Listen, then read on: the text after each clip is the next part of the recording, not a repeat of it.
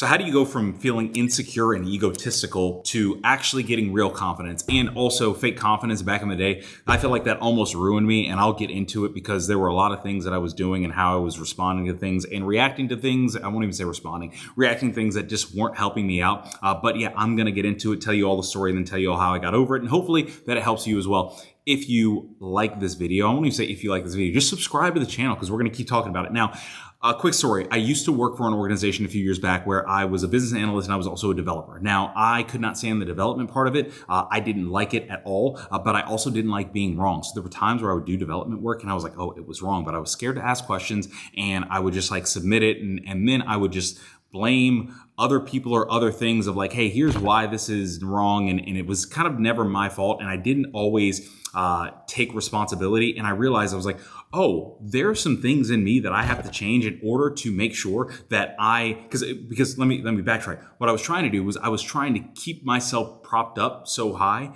with and cover up my flaws because I was so scared of being vulnerable, of saying, hey, raise my hand, be like, I don't know this. I don't know what I'm doing. I need some help, right? And so what happens is it puts you in a really, really bad light if you consistently are fake confident about things, and it stunts you with the ability to actually be confident in things. So how do you do it? And what did I do? One, I just learned to shut up. And what I mean by that is I learned to just listen to people instead of, having a meeting, having these conversations, and then always talking about the things that I already knew and overtaking the conversation about, hey, here's what I know. Instead, I was like, hey, I don't need to talk about what I knew. I need to shut up and say, here's what I don't know. And this isn't just a business thing. This is in life, right?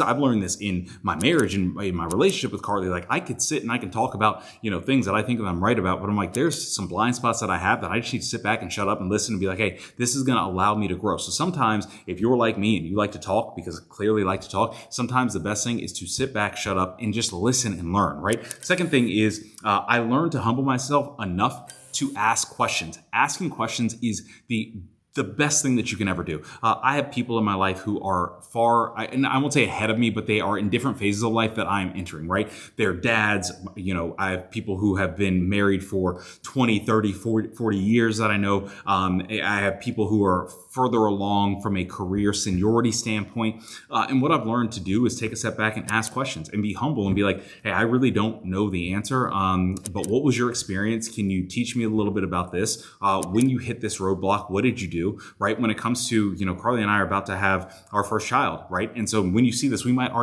already be here, which is crazy to think about. Super exciting, but she might already be here. And so I've asked friends and I've asked, people who've been married for 20, 30 years, like, hey, when the baby arrives, like what changes from a marital perspective and what do you need to focus on for your marriage to grow and to thrive, but also so you can be a great dad, right? And be a great leader of the household. Those things, those questions that I was like, that are really, really key and important to me. I'm asking those questions now. Why? Because I'm not going to be perfect in this whole thing, but hey, I might as well be able to learn as much as I can or intake as much as I can so I know what to look out for and I know what actions to take so that I am the best equipped for it, right? So being humble enough to ask questions is going to be such a key when it comes to actually achieving real confidence instead of just being this fake egotistical, like, oh, I know it all. It's always going to be this way, or I'm always going to make sure that it's this way, because you just don't, right? So making sure that you're asking questions. Number 3, I learned to execute on the answers that I received, right? When you do something or when you take an action repeatedly over time, you get more confident. So the whole title and kind of ethos of this video is how I went from fake confident, egotistical, insecure to actual confidence. The only way you can move from that to confidence is through an action, right? You can't think your way to confidence. You can't talk your way to confidence. You have to act repeatedly over time and be confident. I always go back to my running in my conversation, right? Being a competent runner now has only been made possible because I do it repeatedly over time. I feel confident in it. I feel comfortable because I do it repeatedly over time. Last year, 2 years ago, I might not have felt as confident, but I do it daily. And so over time, it's like, oh, I feel a whole lot more confident, but you have to take the action. I couldn't think myself to being a better runner. I couldn't think myself to having better endurance. I had to make sure that I'm taking those actions so that I could actually get confident in those things, right? So making sure that you are acting on the answers that you get, that is going to be a huge, huge help. And number 4, I just realized that people don't care. Like, we place so much emphasis on like what people think about us. And at the end of the day, people do not care at all, because everybody is going through their own kind of mental processes, and they have their own insecurities, and they have their own life problems, and everybody has things that they're going through. And they really don't care about you trying to prop yourself up because they're trying to do maybe that for them, or they're distracted by other things.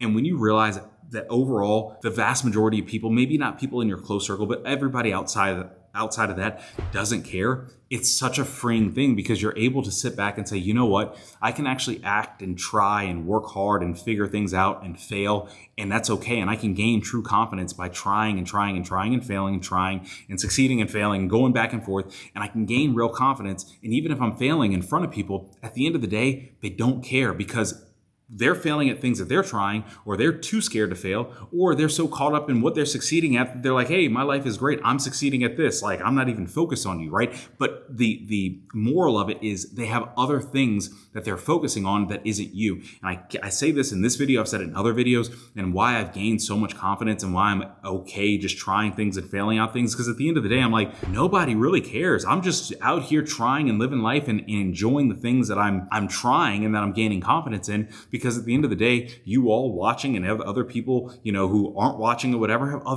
I'm not your focal point, right? So you aren't other people's focal point, and that should allow you the freedom to continue to try and to gain real confidence by action. So this whole, video went from what I was talking about to the whole focus and focal point is just act, so you can actually be more confident. But again, you want to do that in a few different ways, or how you get there. Number one, hey, shut up. Like at the end of the day, allow the people who have wisdom to actually speak their wisdom, to actually teach you and intake it.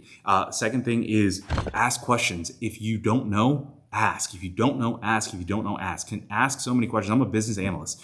All I do all day is ask questions, because I'm like, I want clarity, because I want to understand. And why do I want to understand? So I can make sure that a gap is filled, so that things can be created better, so it can solve a problem. So that in solving the problem, the client is more confident in what they currently have, right? The third thing is make sure that you're acting on the answers that you're getting. When you act consistently, you gain confidence. And last thing, people don't care. Just continue to act, continue to do your best, because people are not counting your failures or whatever. They're focused on their own thing. So I hope that this message helped. If you liked it, like, comment, share, subscribe. I'll see you all in the next video. Peace.